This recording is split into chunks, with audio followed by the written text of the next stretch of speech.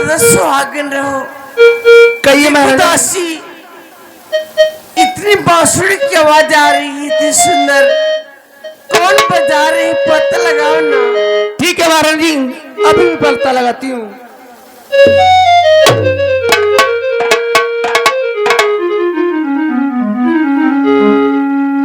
महारानी जी, हमारे फुलवारी में एक जोगी आए हैं, वही बांसुरी बजा रहे हैं। जाओ दासी, उस जोगी राज को मेरे पास बुला कर लाओ ना। ठीक है महारानी जी, अभी बुला कर लाती हूँ।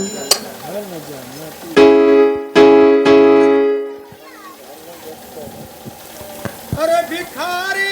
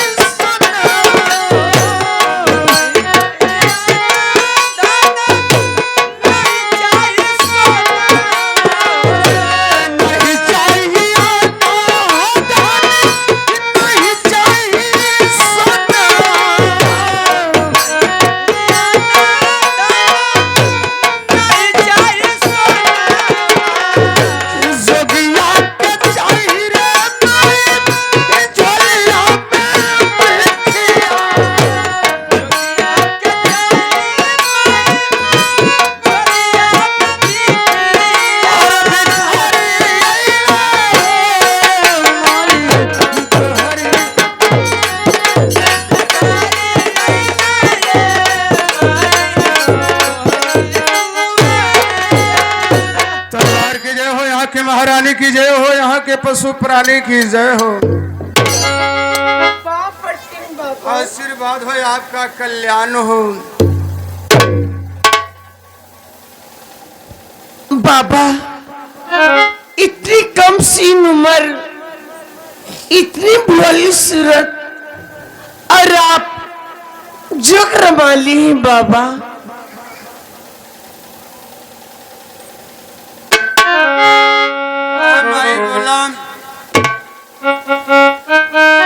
हरि की तोरी भैले ए जोगी धरती से जन्म आए, धरती से जन्म आए, ये काम दिल के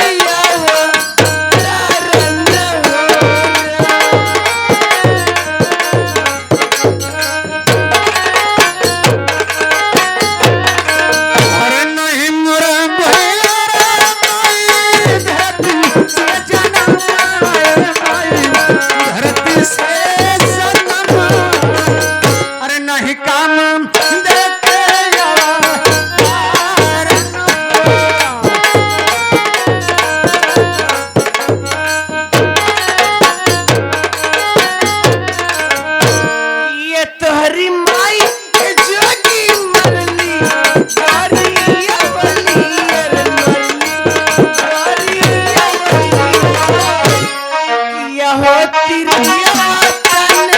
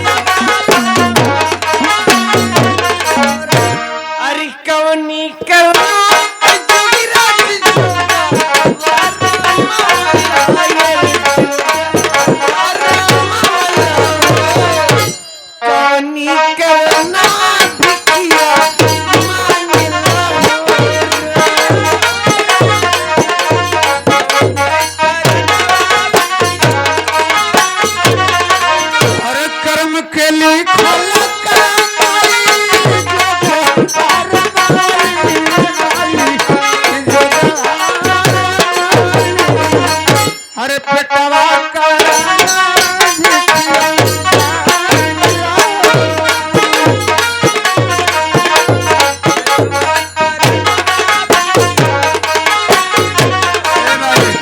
सब जान के क्या करबू ए जोगिया के कुटकियंदा जोगिया चला तुरे द्वार से दासी अरे कुछ माल से लेकर आओ ना। कुछ लेकर आओ जोगीराज को दान कर दो।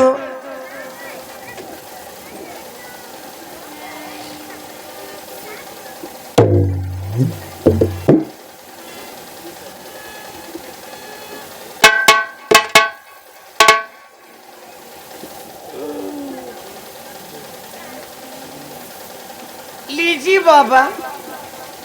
हाँ लियो माई। जय गुरु गोरखनाथ।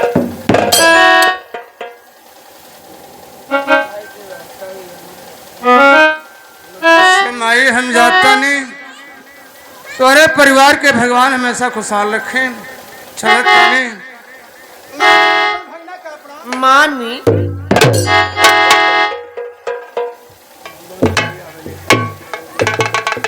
अरे बाबुआ जी बाहर। अरे हमार मम्मी। अरे बाबुआ तुम्हें किस चीज की कमी पड़ गई जो तू जोग रमा लिया। मम्मी तू ये सब जान के क्या करबू। नहीं बाबुआ आखिर तुम्हें किस चीज की कमी पड़ गई बताओ बाबुआ। मम्मी अगर जानल चाहत हो तो सुना हम तोहरा के बताओ। अरे मामा क्या चाहिए मम्मी सोर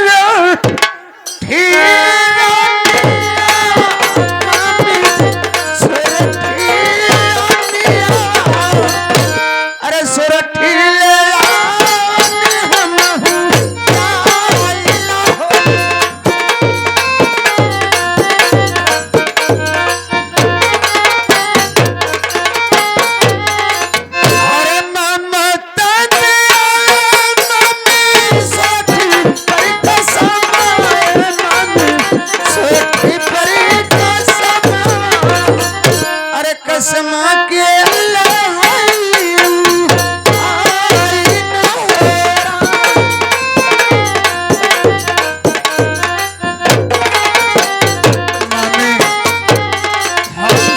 जाता नहीं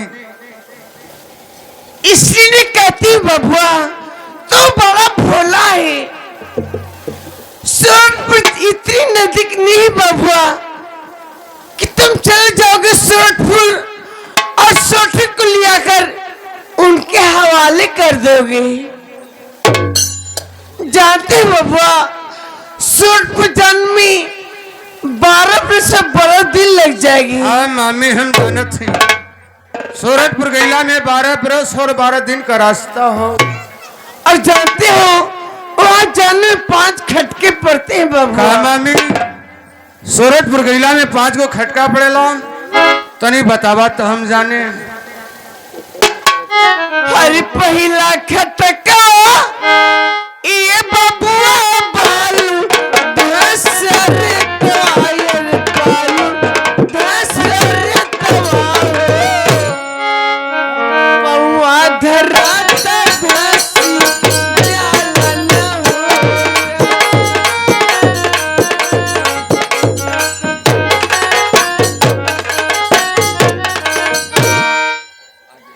अरे दूसरा खटका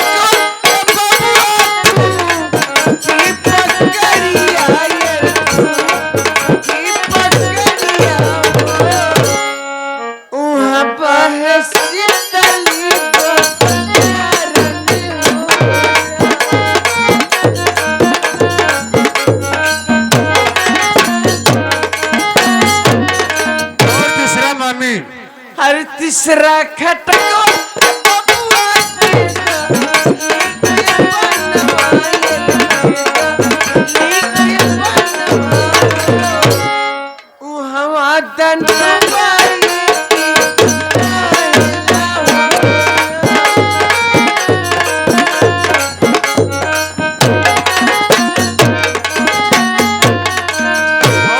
चौथा मम्मी। अरे चौथा में पारी के बबुआ ये पुरुषारिया ये पुरुषारिया हेवली केवली जदुआ मारली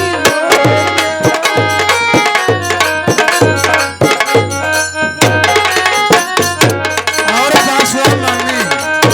अरे पचवा खटको ए बबुआ फूल पुरुषारिया ये फूल पुरुषारिया फूलवा फूलवंती हुआ राहिली हो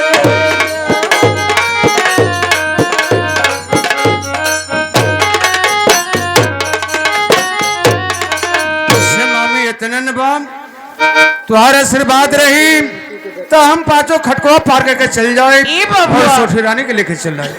क्यों खटका का नाम सुनियो ना एक भी खटका तुम्हारी बस की बात अरे नहीं मामी है। तू चिंता मत करा, बस तू आशीर्वाद दो हम जाएं। यानी कि नहीं मानोगी। अरे मामी ठीक है बाबुआ यही दिन न ठहरो मैं अभी अंदर से आ रहा हूं तो जाना।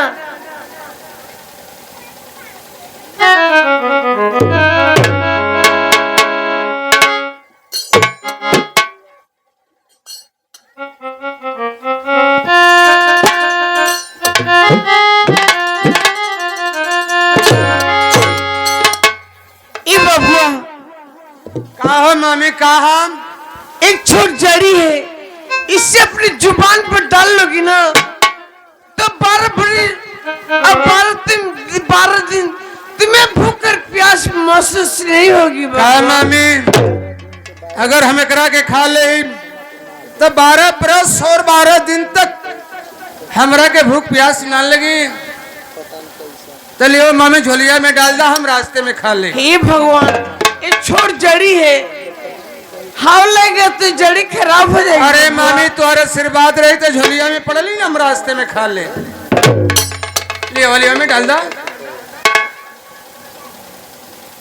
ये लाल कपड़े में कोने गठियारे है बबुआ। हाँ मामी गठरी बहुत बढ़िया करेलू तुम है ना। अच्छा मामी हम जाए नहीं अब। बबुआ ऐसी जगह पर खोलकर खाना कोई देख ही ना पाए। ठीक मामी हम चलते इतनी प्रहरी से कहाँ भाग रहे हो? अरे मामी हमरा के बहुत दूर जाए के बा। ए जा रहे हो ना जाने कब तक लौटोगे। तो जा समय कम से कम अपनी मामी को एक प्याज पप्पी तो दे दो। ए मामी ये जोगिया भी खिले वाला हो पप्पी पे दे वाला ना हो। ए कह रहे हो कि तू जोगी फकीर होगा मेरे लिए मेरा भगना मेरा दुलरुआ हो। अरे मामी जब छोटे रहली तो पप्पी लेते रहलू अब तो सयान हो गई अब तो हम जोगी हो गई अब तो हमारा जान छोड़ दा। अब सियान हो गई ना अब काटोगी ना काटोगी तो दे दो। तोड़ के ले पप्पी दे दो प्याज पप्पी। एकदम छुआ भैल बाड़ू कबो के पौले ना हो। अच्छा मामी तोहरा के पप्पी चाहिए ना हाँ।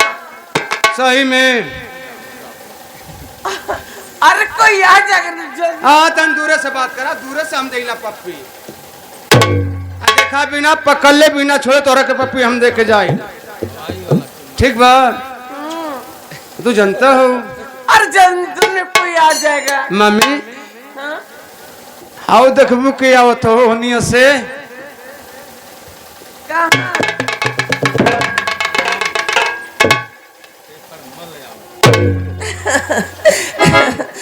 हे भगवान मेरे भगना भार का रक्षा करना प्रभु।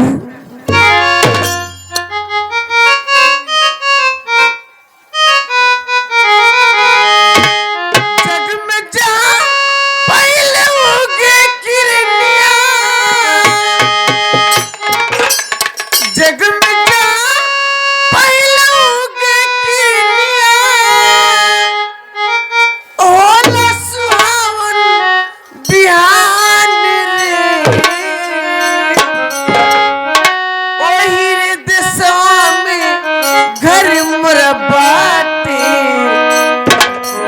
पड़ल हिंदुस्तान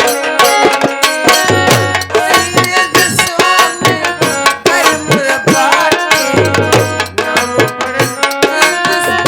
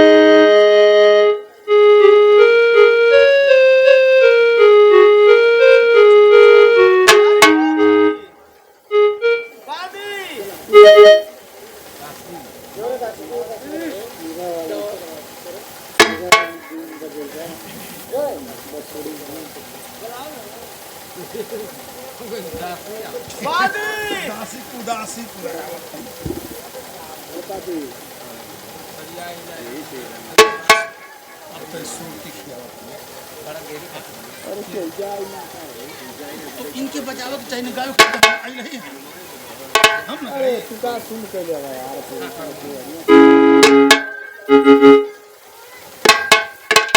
क्या करती है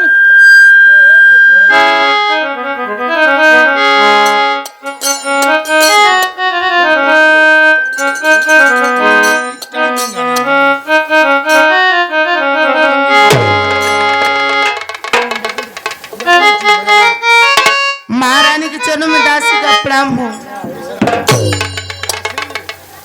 जी महारानी जाओ पता लगाओ ये बांसुरी की आवाज किधर से आ रही है। जी मैं अभी जा रही हूँ, पता लगा कर आ रही हूँ। बारे रोकले रोका किया सुनिए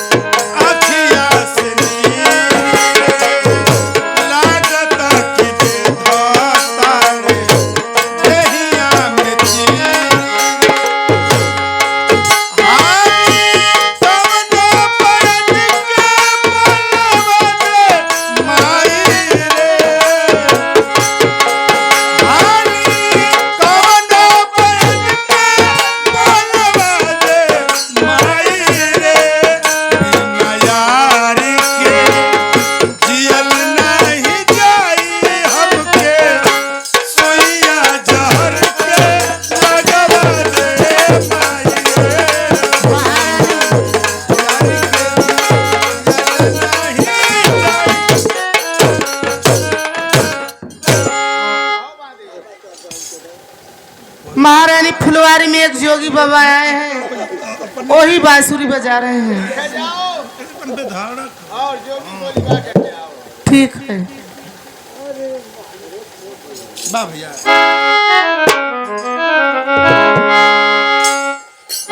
इतना में चाहूँ जोड़ का तोड़ा अरे अब तक सीधा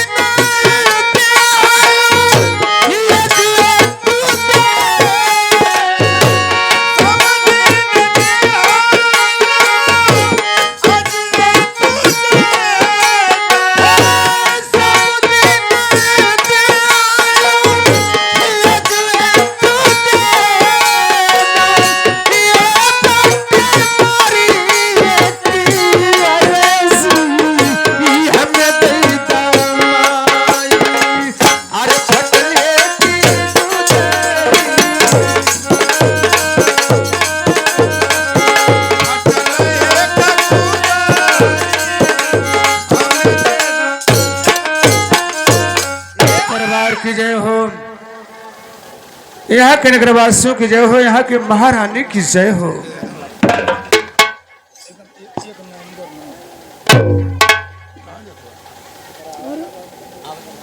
आप जा रहे हैं दासी जाओ महल के अंदर से भिक्षा लेकर ले के ना आओ। जाता हूँ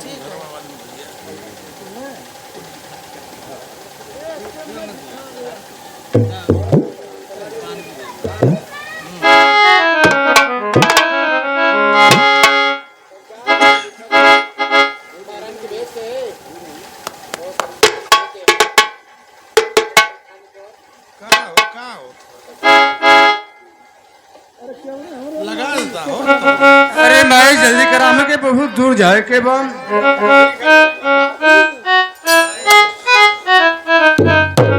ठीक है महारानी, आप जाइए, मैं दे रही हूँ। ठीक है।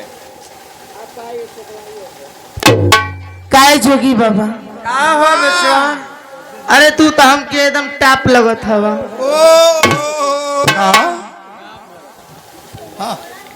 आप तो बड़ा सुंदर हैं।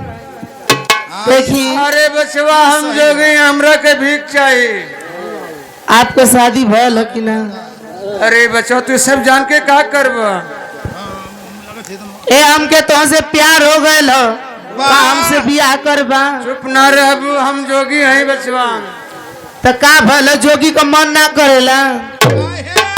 अरे बचवा हम गांव-गांव घूम के भीख मांगिला बचवा। ए हमार राजा हो, हम तोहरे संगे जाए। क्या करूं? ए काहे इतना भागत हवा? कभी कहीं कुल ना कैले हवा का? अरे बचवा हम जोगी हैं बचवा, तू हमरा के जायदा, हमके तोहरे आते भीख ना चाहिए, हम जाता नहीं। ए बाबा आई लव यू, का आई लव यू। ये का बचवा? हम तो हंसे प्यार करेला। I am Guddu Guddu Guddu Guddu hello बा हो पीला